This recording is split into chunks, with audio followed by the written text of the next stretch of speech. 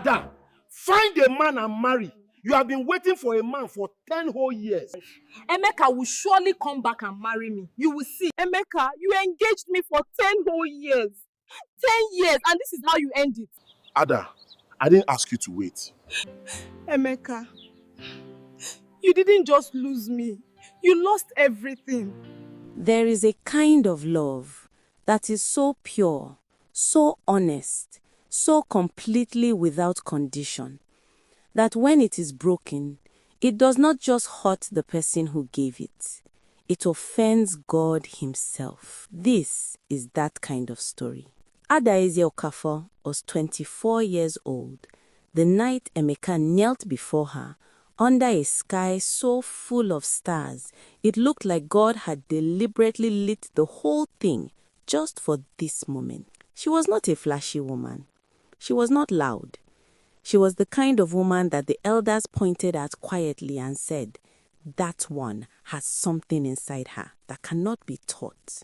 That one was made carefully. Emeka Obi was 26, tall, warm, the kind of man whose laughter made every room feel safe. He and Adaeze had been together since their university days in Enugu. Inseparable, recognizable, the couple that everyone around them used as proof that real love still existed. When Emeka received his scholarship to study in the United Kingdom, the whole community celebrated like it was their own victory. His mother, Mama Dorothy, threw a party. His father, Papa George, gave a speech with his chest pushed out and his eyes bright. It was a proud and joyful thing. But Adaeze, standing in the middle of all that celebration, smiling for everyone, felt something shift very quietly beneath her heart. Something she could not name. The way you sometimes feel when a door is about to close, even before you hear it shut. The night before he left, they sat together on the front steps of her father's house. The generator was off. The street was still. Above them, the sky was doing what Nigerian skies do on clear nights, filling itself with so many stars that the darkness almost forgot it was dark. Emeka held both her hands in his. He looked at her the way a man looks at a woman when he genuinely cannot imagine his life without her, when the love is still clean, when he still means everything he's about to say. Ada, I am going to build something for us, something real. I am not leaving you. I am leaving so I can come back better. Just wait for me, please. Just wait for me. He placed a thin gold ring on her finger, a small stone that caught the starlight when she turned her hand. She looked at him. She looked at his eyes. She looked at that face she had loved for years, and she said, I will wait, Emeka. I will wait for you. 2 months after Emeka left, his mother called. Mama Dorothy Obi was a soft-spoken woman, always in a neat head tie, always composed. She had accepted Adaeze from the beginning, calling her my daughter at gatherings, squeezing her hand, telling neighbors that Emeka chose well. The call was gentle, almost too gentle. Adaeze Nwam, you know how empty this house feels without my son? Papa George's back is giving him serious trouble. The heavy work is too much for us now. I was thinking, and please say no if it is too much. If you could just come by sometimes, help us a little. We will take care of you. You are practically family already, my daughter. Adaeze said yes before Mama Dorothy even finished speaking. Because she was 24 years old and these were her future in-laws, and saying yes felt like the most natural thing in the world. It felt like love in action, like being the kind of woman who does not just sit and wait, but fills the waiting with something meaningful. She started the following Monday. She had absolutely no idea, none, that she would still be coming every Monday morning 6 years later. Every Monday, every Wednesday, every Friday, for 6 years. Adaeze arrived at the Obi compound by 8 in the morning. She swept their compound until not a single grain of dust remained. She mopped every room until the tiles held her reflection like still water. She washed their dishes. She did their laundry with the careful, deliberate attention of a woman who believed that how you do small things reveals who you truly are. She cooked when Mama Dorothy's knees were bad.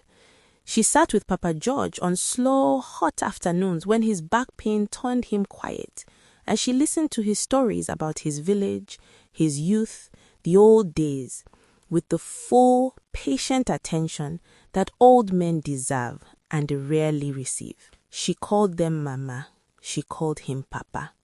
She meant both, and every last Friday of the month, without fail, she went to the market with her own money, not theirs, bought fresh flowers and placed them in the vase by the front door. Every month for 6 years. Because she wanted their home to feel alive, beautiful, ready for when her man finally came back to it. And every single time she did all of this, the sweeping, the cooking, the washing, the flowers, Mama Dorothy would sit in her chair and watch with warm, patient eyes and say, "Adaeze, you are such a good girl. Emeka is so lucky to have a woman like you. I keep telling him, don't make this one wait too long." And Adaeze would smile that faithful smile and say, "He is working hard, Mama. He will come when he is ready." Mama Dorothy would nod and say nothing more. The neighbors watched all of this because communities always watch. They would see Adaeze arrive with her cleaning cloth and shake their heads quietly among themselves. Some said, "That girl is faithful." Others said, "That girl is being used." Both were true, but only one side of the compound knew it. In the first year, Emeka called every Sunday without fail. His voice came through warm and full. London stories, the bitter cold, the food that tasted like it had been made by someone who had never once been truly hungry.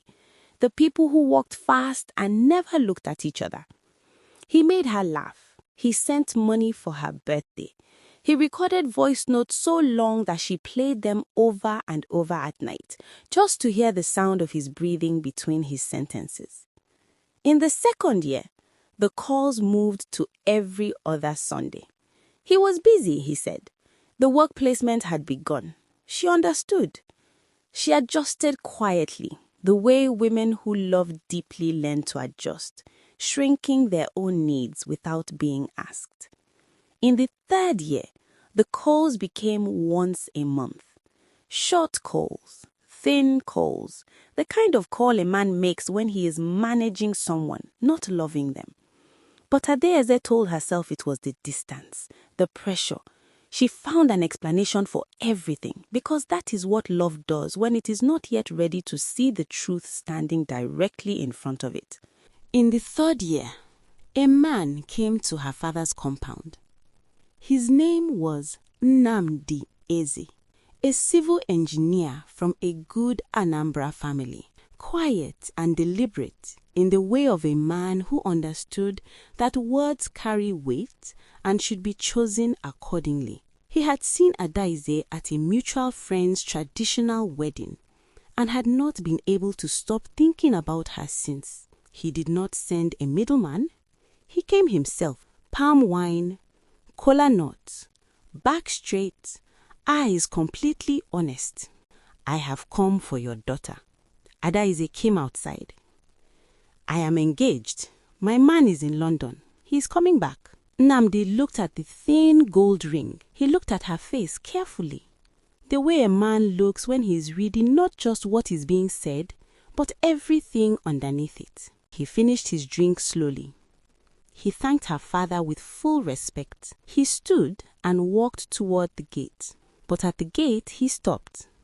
He turned back. "I respect your loyalty, Ada. I genuinely do. But please, do not punish yourself for someone else's absence." She closed the gate. He left. She thought nothing of it. In the fourth year, Emeka called his mother. "Mama, I have met someone here in London. It is serious. Mama Dorothy went quiet on the line. The kind of quiet that is not silence, but decision. Then she said, "Okay, Emeka, we will talk when you come home." She hung up. She sat alone in her parlor for a long time, and then she went to bed. The following Monday morning, Adaize arrived at 8 o'clock. She mopped the floors. She cooked pepper soup because Papa George had complained of a cold.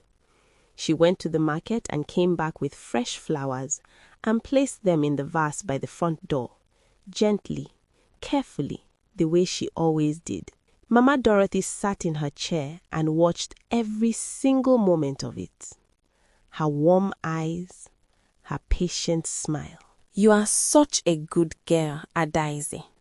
Emeka does not know how lucky he is." She knew. She had known since that phone call. She said nothing. In the 5th year, 3 men came to the Okofo compound. A doctor from Enugu, well-mannered, serious, with kind eyes and a steady future. A businessman from Lagos, who arrived in a loud car with an even louder mouth, throwing money around like it was the same thing as character. A quiet secondary school teacher from their own town who came with garden eggs and said simply, "Honestly, I do not have much, but I am a faithful man and I will spend my life proving it."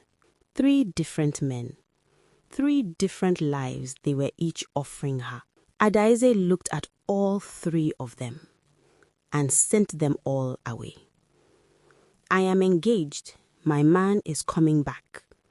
She kept the ring on. Her mother stood in the doorway and watched the last man leave and said nothing. But that night, alone in her room, when the compound was quiet and no one could see, her mother wept. Not loudly, not dramatically. The quiet weeping of a woman watching her child walk slowly toward a wall and being unable to stop it. In London, at a work party, Emeka Obi met Victoria Adeyemi. She was beautiful, polished, warm in a way that felt effortless. She laughed at everything he said and looked at him like he was the most interesting man in every room he entered. Emeka felt something he had not felt in a long time. He felt chosen. He did not stop to ask questions. He did not look underneath the surface. He did not notice the things that should have been noticed by a man paying proper attention. He only saw what was in front of him. And what was in front of him was beautiful. So he fell. Completely, willingly, gratefully. He told himself he had earned this. He told himself Ada would understand. He told himself, the way people always tell themselves the things they need to believe to keep moving, that everything would somehow work itself out. It did not occur to him to think about a woman in Nigeria buying flowers for his mother's doorway with her own money on a Friday afternoon.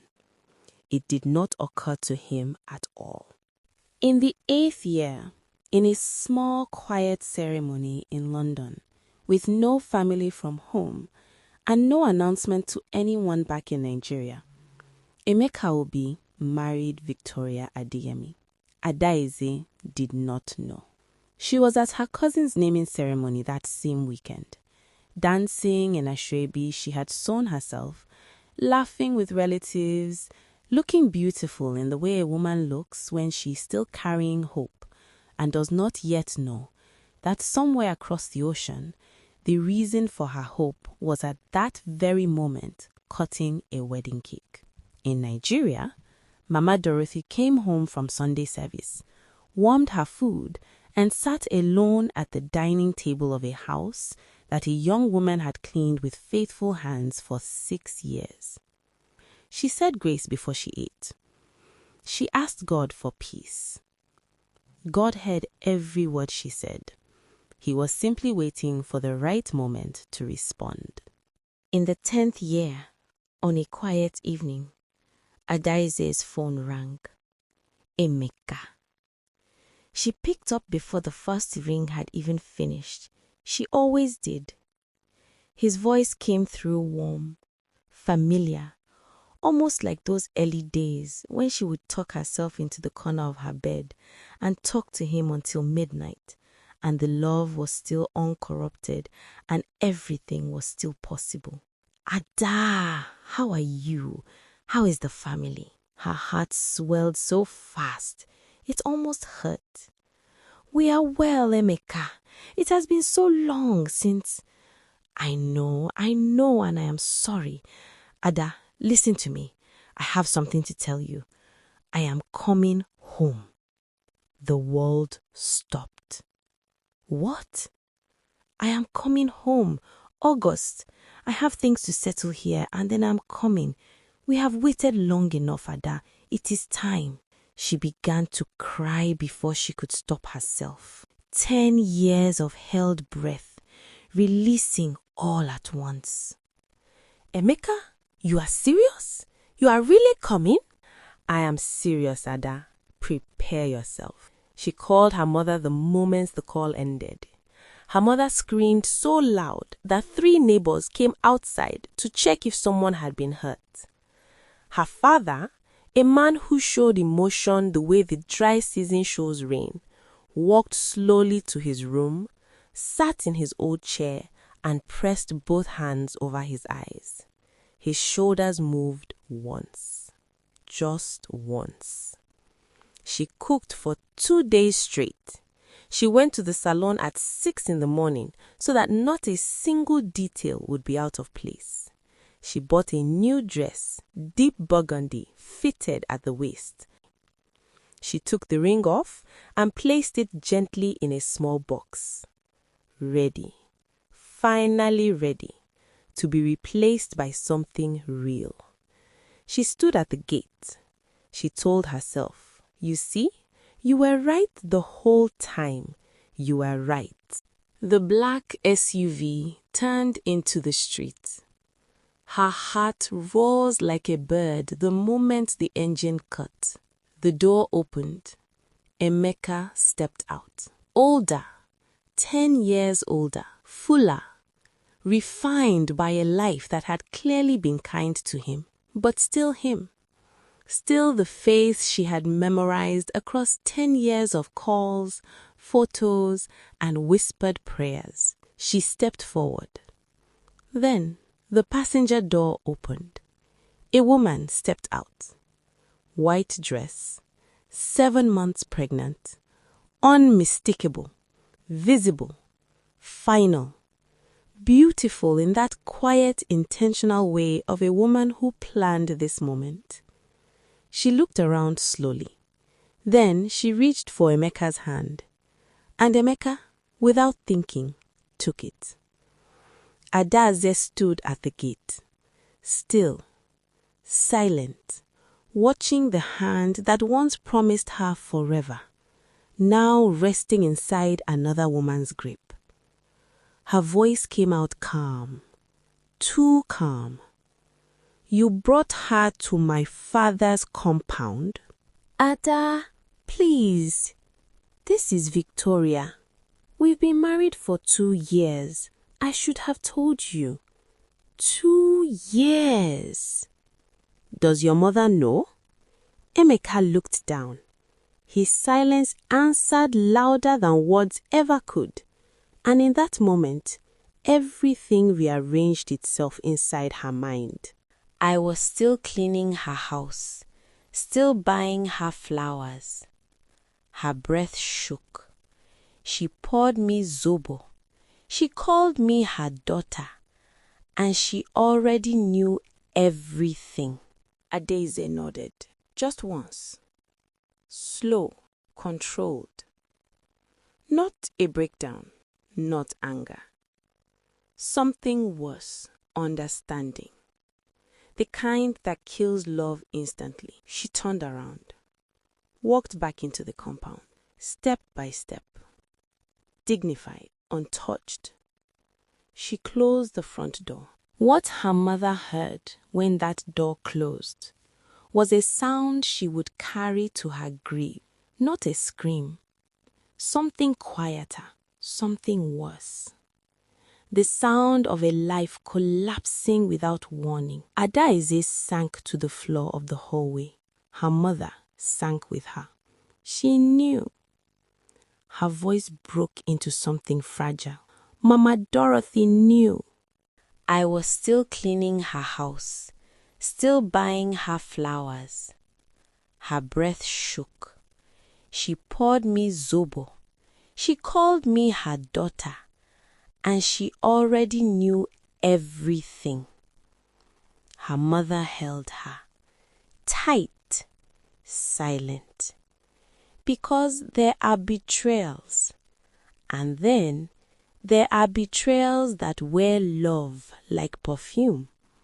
Warm, soft, intentional. A lie that smiles at you every week. Outside the gate, Adaize's father stepped out. No shouting, no rushing, just control, the dangerous kind. He walked up to Emeka, looked at him, long enough for the weight of disappointment to settle into his bones. Then he spoke, calm, final. Leave my street. A pause, and never come back to it. Until one Monday morning, Emeka Obi woke up and his world ended before he finished his first cup of coffee.